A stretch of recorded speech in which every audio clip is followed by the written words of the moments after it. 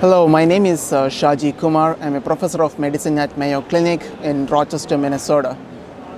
So the ASH meeting 2014 has a lot of new information coming out with respect to multiple myeloma. There's information related to treatment, there's information related to biology of the disease, and there's also information related to how we monitor response to therapy.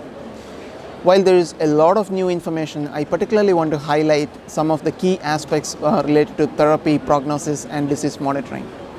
From a therapy perspective, one of the most exciting results come from the phase 3 trial that looked at the combination of carfilzomib, lenalidomide, dexamethasone, comparing that to lenalidomide and dexamethasone in patients with multiple myeloma that has relapsed and who have received 1 to 3 previous treatments. The results of the trial that are going to be presented at this ASH clearly shows that the combination of carfilzomib, lenalidomide, and dexamethasone improves the response rate, the depth of response, and the progression-free survival compared to lenalidomide and dexamethasone alone.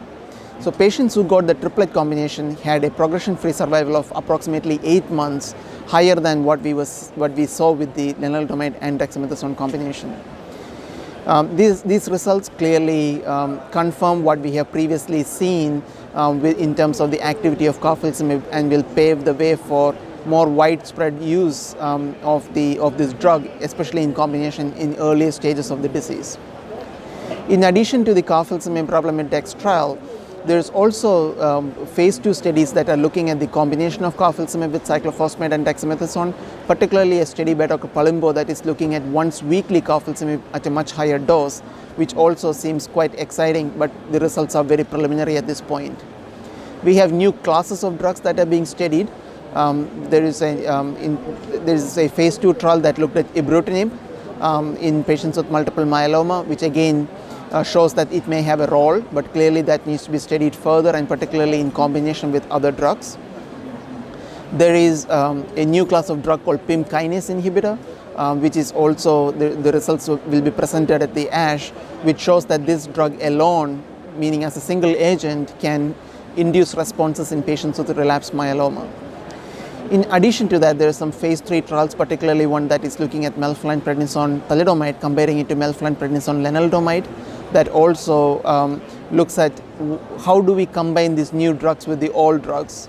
That is clearly of relevance. One of the most exciting aspects of the new therapies for multiple myeloma are the monoclonal antibodies. So we're going to hear the updates of both the daratumumab and the SAR monoclonal antibody for treating multiple myeloma that has relapsed. So both these antibodies have been used in combination with Revlimid and dexamethasone, and it appears that in patients with relapsed disease, a substantial number of patients can have very high good responses to this combination, which is very exciting. Now, in terms of the biology of the disease, I think the past few years we have seen an explosion of studies that are looking at cutting-edge genomic technologies being applied to multiple myeloma.